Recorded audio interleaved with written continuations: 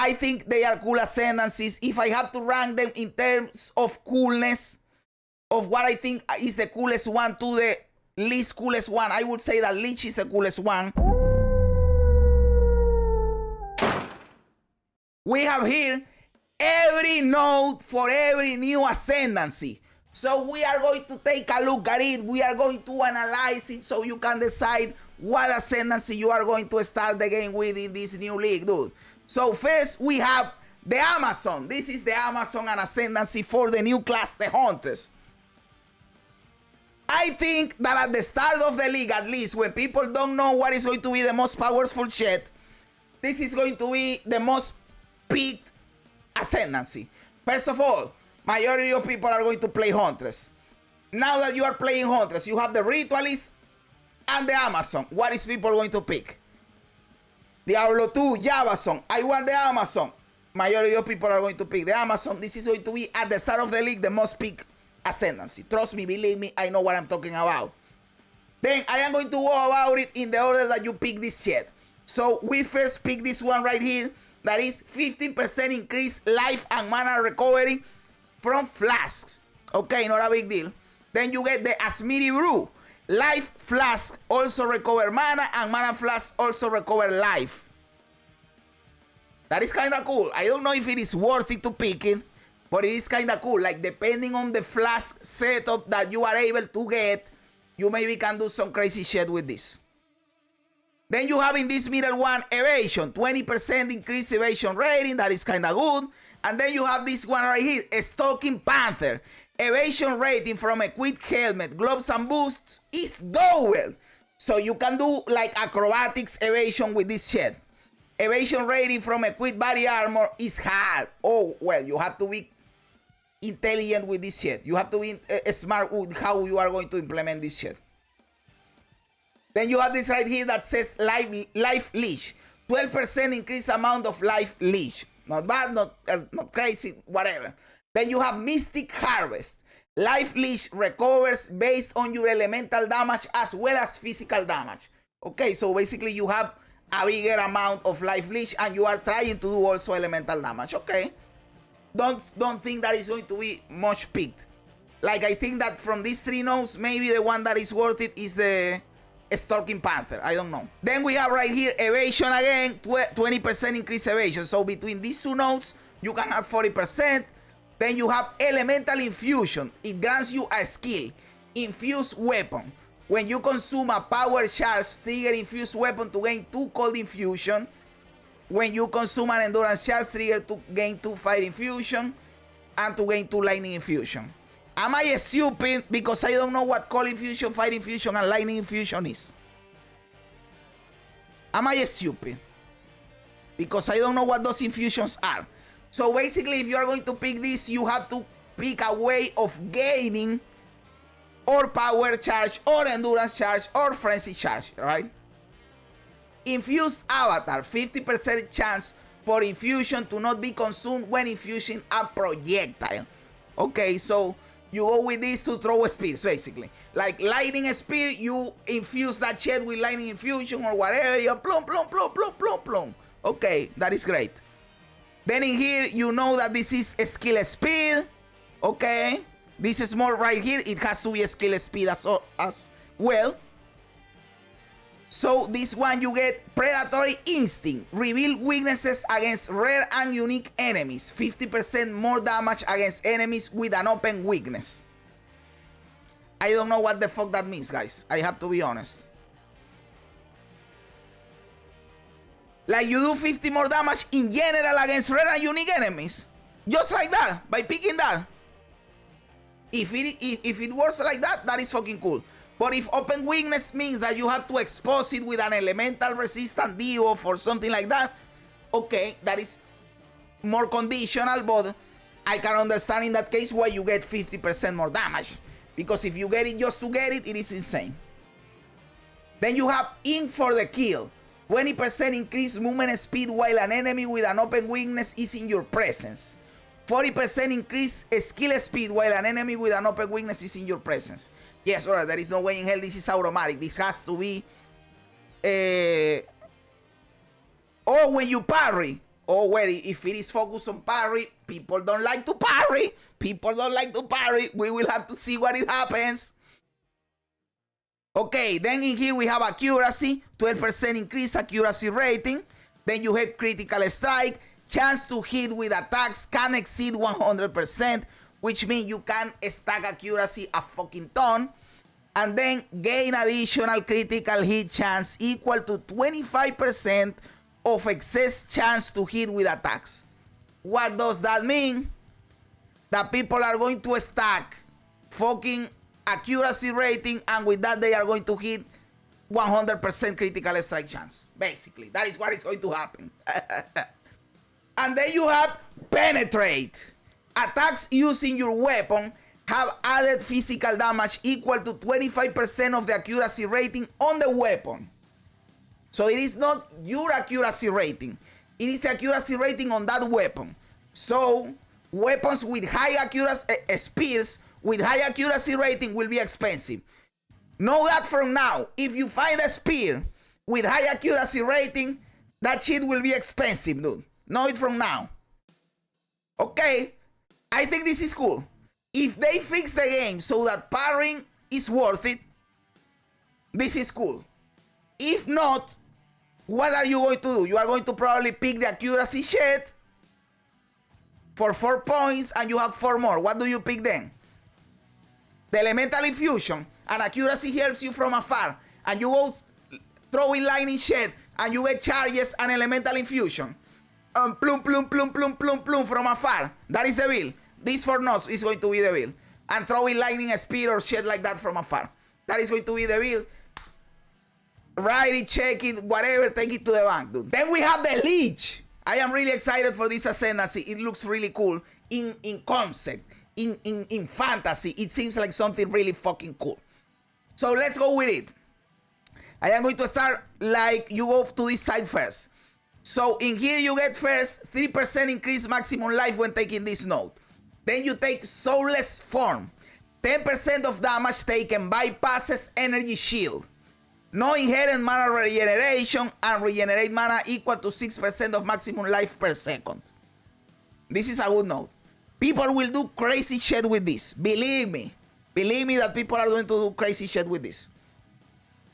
This is going to be insane. There are people that figure crazy connections between builds and uniques and passive nodes and skills. And this will create a broken interaction. Believe me. Then you get 3% increased life more. And then you get eternal life. Your life cannot change while you have energy shield. This is also create broken interactions. Let's be honest in here, guys. We still have to wait and see if this is going to work with something like Blood Magic. Blood Magic makes it that you don't cast skills with your mana, but with your life, right? But maybe the interaction doesn't allow you to do it because since your life cannot be changed, you are theoretically not paying the cost for the skill, and maybe you can't cast the skills then, right? But if it allows you to do it, then you are basically casting skills for free.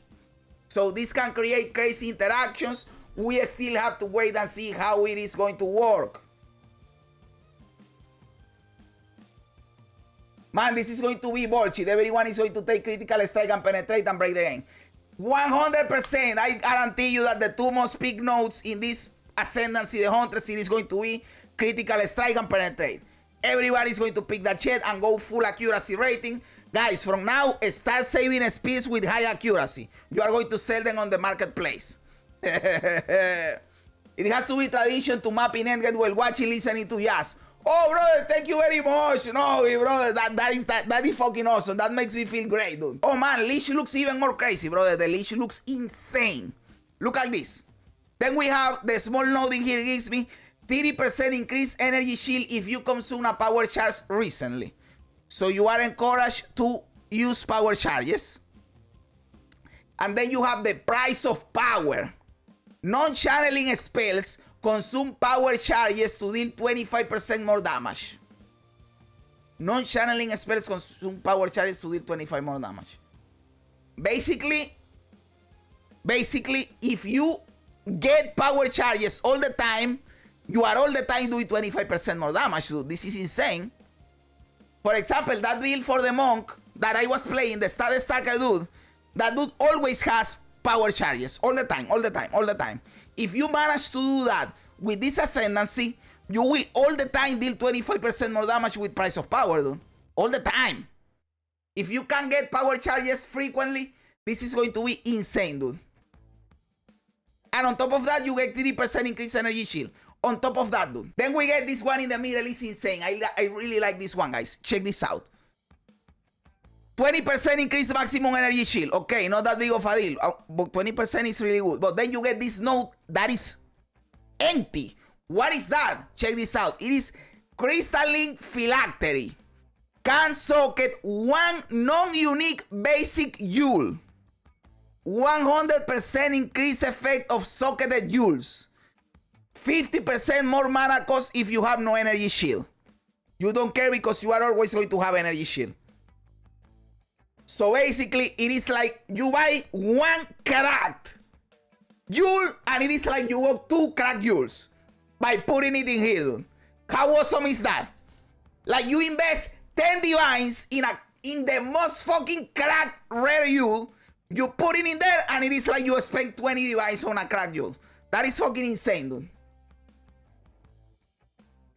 Then we go in here. We have, again, increased maximum energy shield. Since you need energy shield, because if not, mana cost is increased, you are getting a ton of energy shield. And then they give you Eldritch Empowerment. Non-channeling spells cost an additional 3% of maximum energy shield. So you have to cast to use energy shield to cast the spells. But they deal 30% more damage. Hey, that is awesome. Spending energy shield does not interrupt recharge. This also can create cool interactions. Can create cool interactions when you get a ton of regeneration for the energy shield and you are all the time like bloom, bloom, bloom, bloom, bloom, bloom, bloom, bloom, bloom, and doing 30% more damage all the time. Hey, this Ascendancy is looking really cool. Like, I would like want to start the league with this shit, but I don't know. I don't know. I also want to try the Amazon, brother. But this leash shed is looking really good, dude.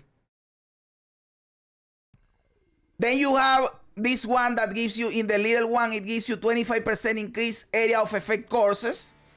And then you can get Rupture to the Soul. Course enemies killed by you or allies in your presence have a 33% chance to explode, dealing a quarter of their maximum life as chaos damage. This is basically the node that you have in the Witch Hunter. What are you doing, motherfucker? Then you get Curse Area again, and then you get Blackened Heart. 4% increased magnitude of Unholy Might buffs you grant per 100 maximum mana. So they incentivize you to stack mana, and Unholy Might is a buff that grants 30% of all damage as extra chaos damage. And you can increase this by 4% increase by 100 maximum mana. So you stack a ton of mana, you gain a ton of extra chaos damage. That is fucking cool. Maybe you can do like a Hex Blast build with this shit. Like a Hex Blast Leech. Maybe that is really cool. We will have to see. Eldritch Battery, yes, it exists in PoE 2. It exists. It looks like you can stack courses with this Ascendancy. Yes, you can. Because that is what we are going to get in this branch right here. Then we can get 3% increased maximum mana. And then we can get Necromantic Conduit. You and allies in your presence have Unholy Might while you are not on low mana. So if you are not on low mana, you have the Unholy Might, which is this buff that we have right here. And then you lose 5% of mana per second. That is also insane. So you need a lot of mana regen. You need a lot of mana regen. Then you have 3% increased maximum mana again. And then you can apply an additional course, and your courses can affect hexproof enemies. So if hexproof is that an enemy, you can course it, basically. So if your build is based on courses and you face a hexproof enemy, you are fucked. Well, if you take this node, you don't have to worry about it.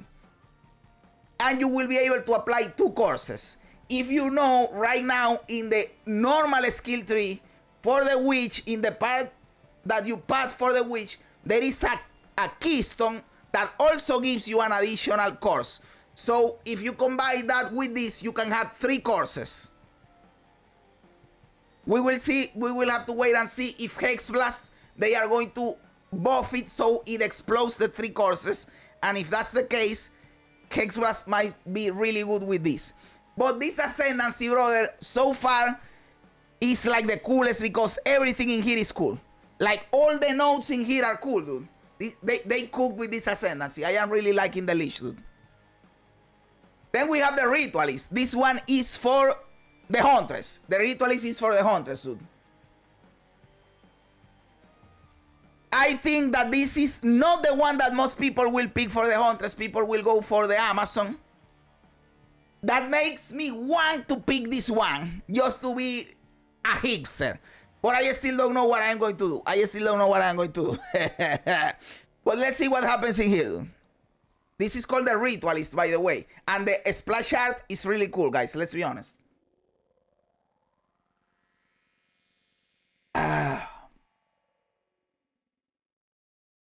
So we can pick this right here that gives you 20% increased physical damage. I love that shit. Then you get Corrupted Life Force, which grants a skill that is called Blood Boil. Do I know what Blood Boil does? I don't have a fucking idea. So that depends on if Blood Boil is good or not. Then we can come in here and pick Movement Speed. That is fucking cool, picking Movement Speed, dude. And then you have As the Whisper Ask, and you get Ritual Sacrifice. A Ritual Sacrifice, I believe, is something that you can, like, after you kill a rare, for example, you cast Ritual Sacrifice on the rare, and you get one of the affixes from the rare. That is the way I think Ritual Sacrifice works. But I still don't know, because then you get As the Whispers Demand, and it says, Ritual Sacrifice can be used on yourself to remove 20% of maximum life to grant a random monster modifier. A maximum of 1 modifier can be granted this way. So if I understand it right, you can use Ritual Sacrifice on a mob, gain 1 modifier, and then use it again on yourself again and get a 2nd modifier. Or maybe this just triggers it in a way that you don't need a monster and you can just do it on yourself and you get 1 modifier. But this is basically what you get from Headhunter, but just 1 modifier, not everything like a Headhunter does. Bro, they didn't show much. I was expecting to see what changes they make to a skill tree for Warrior and Armor. Yo, Paul, my dude! That is going to be showed with the patch notes. I am expecting the patch notes to be like a 15 pages testament, you know, because they said that everything is going to change in the current skill tree, skill passive tree. Brother, the passive skill tree that we have right now, the skill gems, the support gems, and all of that, apparently they are changing all of that, reworking, buffing, nerfing. So we have to see the patch notes, dude. The part that I was disappointed for was the no druid. I wanted my druid, dude. Then you can get charm charges. You can get 50% increased charm charges. Now, if you are getting me an Ascendancy that is focused around charms, you have to improve charms. So if they are releasing this, I have to think they are improving charms. They are releasing unique charms. They are giving me an Ascendancy that improves charms. I have to think that they are improving the charm system, giving us better charms, giving us more slots for charms, more ways of getting charm charges, stuff like that. Then we have Intricate Sigils. You get +1 charm slot, 20% more charm charges gained. Okay, that is your way of getting charges. So between these two, you get 30 +20, you get 50. And then you get Mind Phylacteries.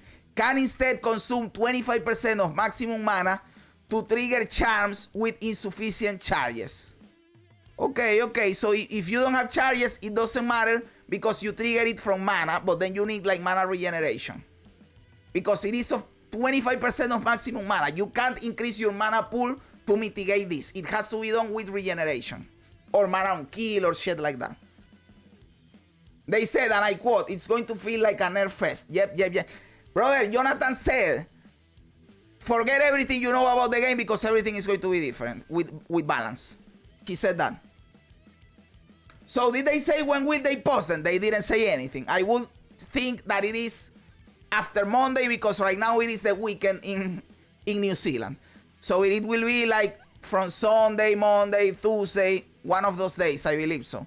I hope it is not like just the day before the league because it is too little time to decide what you are going to do, right?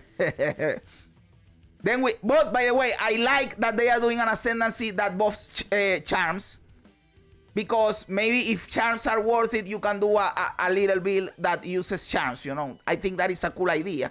Maybe it sucks, but it's a cool idea. If you go here, you get life recovery rate, 10% increased life recovery rate. Then you get Wildwood persistence, 5% increased life recovery rate per 5% missing life. So the more low life you are, the faster you regenerate life. Okay, I understand that.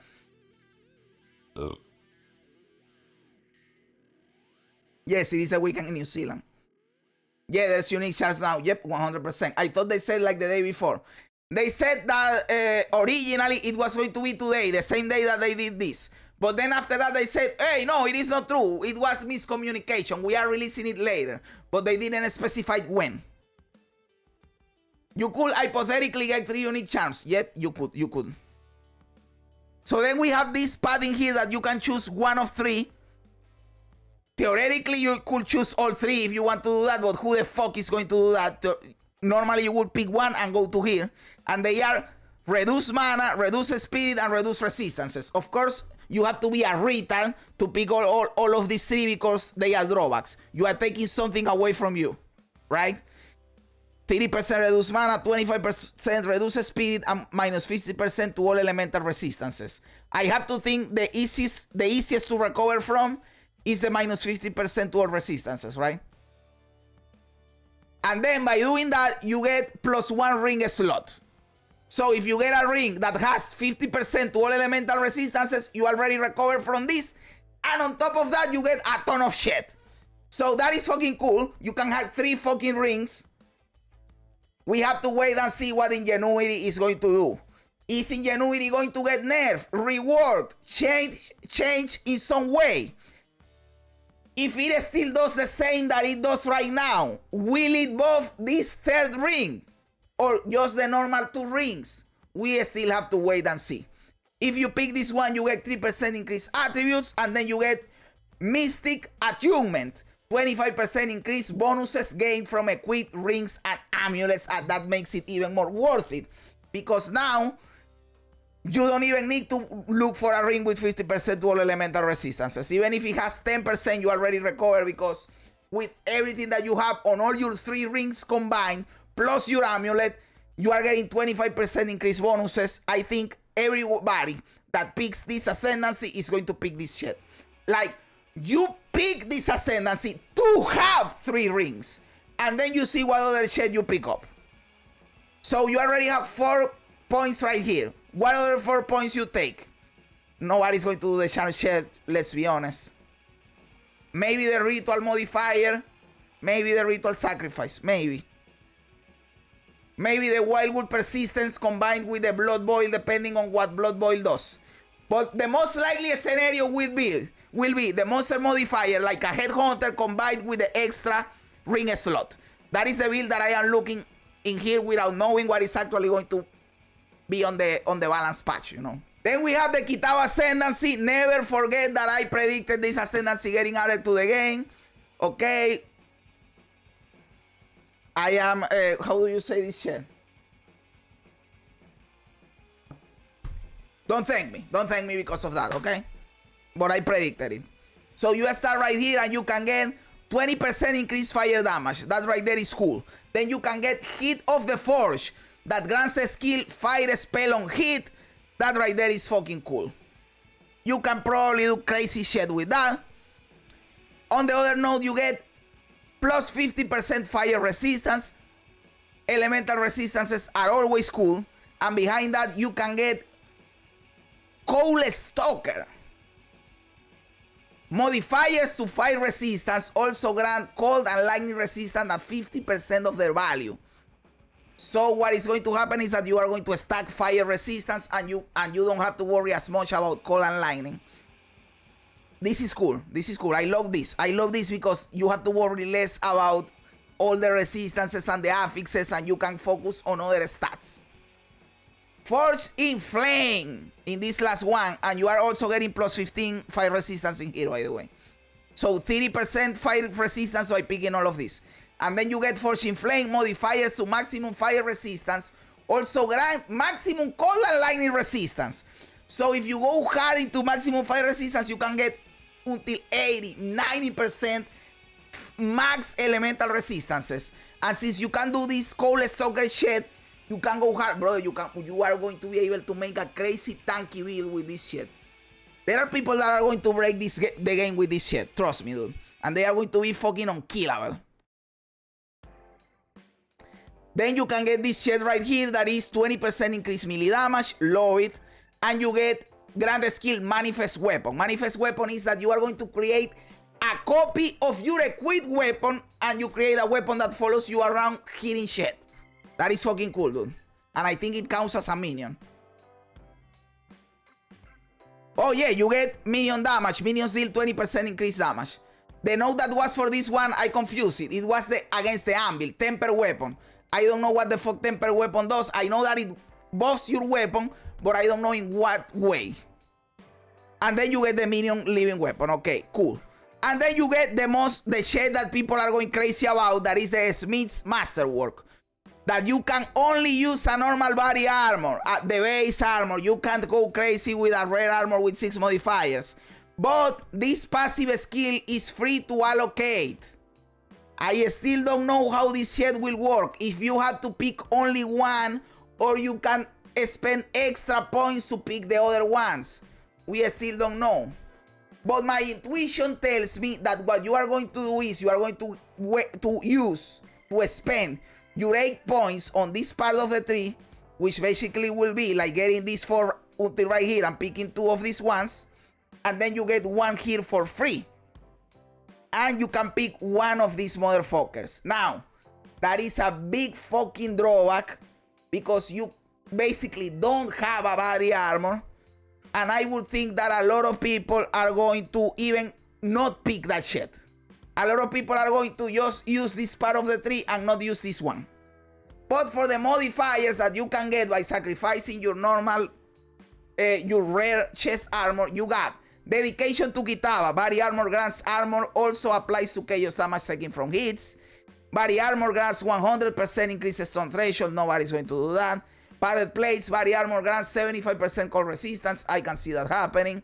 Body armor grants unaffected by ignite. Body armor grants 75 to fire resistance. Maybe you do this to combine it with all this crazy shit right here. Kitavan engraving. Body armor grants 50% increased maximum life. That is a good one.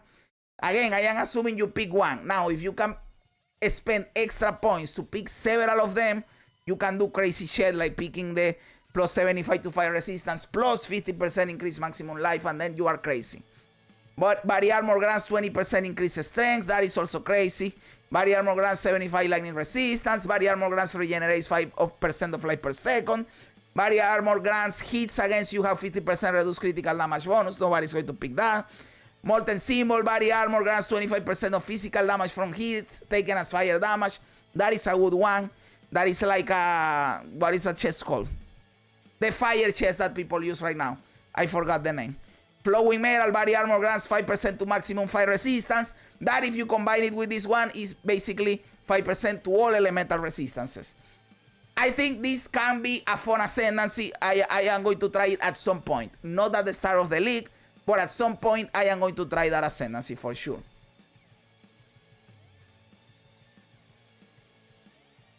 This was the old chieftain and it was okay, but Smith's Masterwork using only normal body, kind of a boss kill. Yeah, a lot of people are not going to pick that shit, dude. Yeah, they should at least make it be a rare chest armor. Common with no affixes is kind of stinky.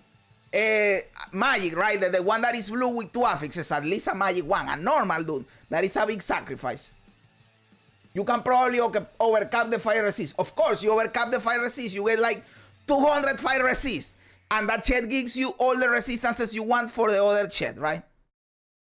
Does that mean I can wear the unique that doesn't let you wear a chest piece? Wield two-hand weapons in both hands and then forge a chest with Ascendancy skill to skill the unique effect. Yes, the Cloak of Flame. That is the chest piece. Thank you, Russell. And yes, Slurpee. That is a bit right there, right? The Slurpee. You go the Gladiator Helm, the new Gladiator bullshit, the rain, the bringer of rain. Since you are not going to use a body armor either way, you go Kitava. And who cares, right? But do you have to equip the body armor? Because it says then, body armor grants tal. So maybe you have to have the body armor equipped to get this bonus. That is the part that is confusing, right? Because if you have to have the body armor, then it doesn't work. But if you don't need to have the armor equipped, it's going to be great. We have to wait and see. And the last one is the Tactician for the Mercenary. This is basically a support class, but let's go over it. We are going to start from this side. Spirit, you get 8% increase in spirit. You can equip more aura shit. Suppressing fire, projectile damage, builds pings. No, that is not the one. The one is this. I am sorry. A solid plank. Persistent buffs have 50% less reservation. So you go harder into aura shit. Then you get... you can get on this branch 20% increased presence area of effect.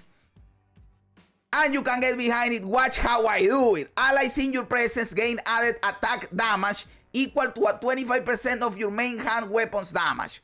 So, as you can see, this is for minions. You have a Mercenary Ascendancy for minions. You can also go this little branch right here that gives you Banner Area. Banner skills have 25% increased area of effect. And then you have whoever pays best. And you can place multiple banners. So, basically... you have a bunch of minions and you place banners for your minions. If you think that is fun gameplay, you can do it. And then on this little branch right here, we get the little thing says that is 20% increased ping build-up. And the one is projectile damage builds ping. So even if you don't have a skill that builds ping, it doesn't matter because with this node, whatever projectile skill you are throwing is going to ping. That is fucking cool, dude. It doesn't specifically say you have to have the body armor. But it says body armor gives you shit. So that is why it's confusing. We don't know. We have to try it. It's like you're forging something from nothing. So I figure the game will take it that same way. No, well, sometimes the fantasy makes sense and sometimes the fantasy doesn't make sense. We have to wait and see. No, if you have anything other than normal rarity armor, you get nothing, which is why Cloak of Flame is just better than using Smith's Master Work. Okay, okay. This would be absolutely crazy with a minion build. GG nerf attribute stacking, but did they nerf a spirit stacking? That looks like a spirit. This is a spirit stacker class for sure, dude. This is a spirit stacker class. And yes, brother, I didn't see it that way. Like, using Cloak of Flame is better than going for Molten Symbol. Right? Because you get the other bonuses too. Who the fuck will pick Molten Symbol instead of just getting a fucking Cloak of Flame? What the fuck, dude? Okay, we continue here. And the last one behind that is pinned enemies cannot perform actions. So it is basically a stun. If you ping an enemy, you stun the enemy. And you take a lot of notes that increase damage to pin enemies and bullshit like that. Okay. I understand why they want to make ping work, because also if you are a tactician, pinning your enemy, if you know what that means in chess, if you play chess, do you know what pinning means? You are a tactician, you are pinning the enemy, playing chess. It makes sense. Like in the fantasy, it is cool, it makes sense. I don't know if it will work in practice though. Then we have this branch right here. The little notes gives you 50% increased armor and evasion rating. Please fix fucking armor. Make armor work. I like having armor. I don't want to make energy shield. I hate energy shield. I want to go armor. Fix it, please. And then you get polish that gear. Gain 100% of armor as extra stun threshold. And gain 100% of evasion rating as extra element threshold. Basically, they are incentivizing you with this node to go hybrid armor and evasion. And you don't have to worry about the stun threshold and element threshold, because it will be taken care of because of your armor and evasion.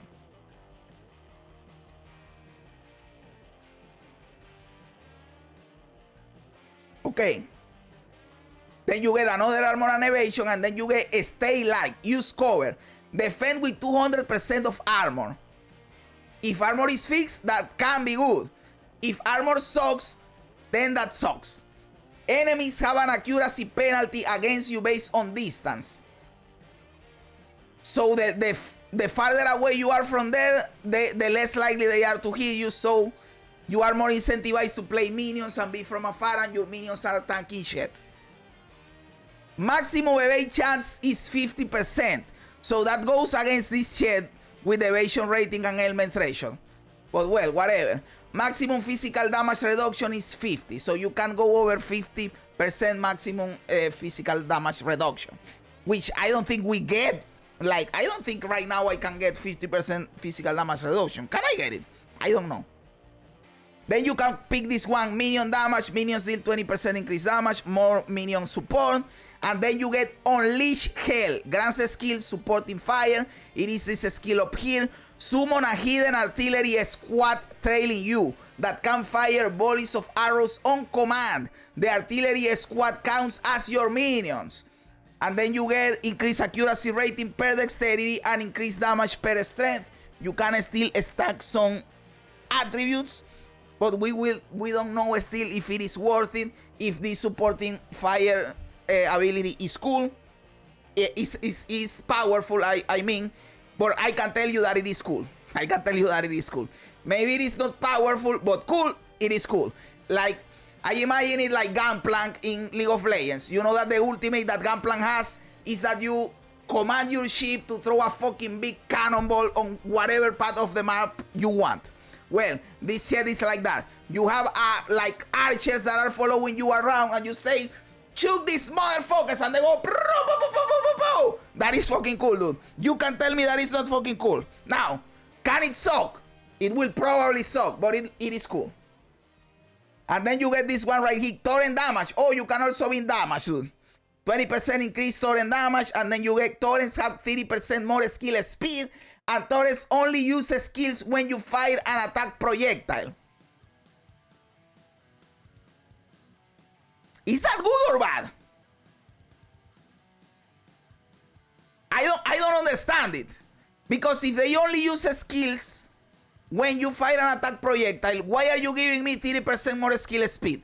Wouldn't that mean that they scale off my attack speed? If they use skills when I fire an attack projectile, so they are scaling off my attack speed or my amount of projectiles. Why am I giving them 30% more skill speed? Am I understanding this badly? Or what? By the way, I told you guys that this class was going to have support for the ballistas. And the ballistas are basically torrents. So this is support for the ballistas. But I don't understand this cannons ready shit. Maybe socketed skill gems. And not necessarily their normal attacks. I don't know. We have to see how it works in practice. But yes, guys, those are the 5 new Ascendancies. I think they are cool Ascendancies. If I have to rank them in terms of coolness, of what I think is the coolest one to the least coolest one, I would say that Lich is the coolest one. Ritualist is the second coolest one. Amazon is probably the third. Like in the third, I have Kitava and Amazon tied at third. Like this is tier, A tier, Amazon and Kitava at B tier, and the Tactician at C tier. Fog minions. So yeah, this is in terms of coolness, not in terms of power. I don't know how powerful they will be. I am talking in terms of coolness. So yes, those are the new fucking Ascendancies, dude. Guys, thanks for being here. You guys are fucking awesome. God bless ya. And remember, don't be afraid ever, because this is just a ride.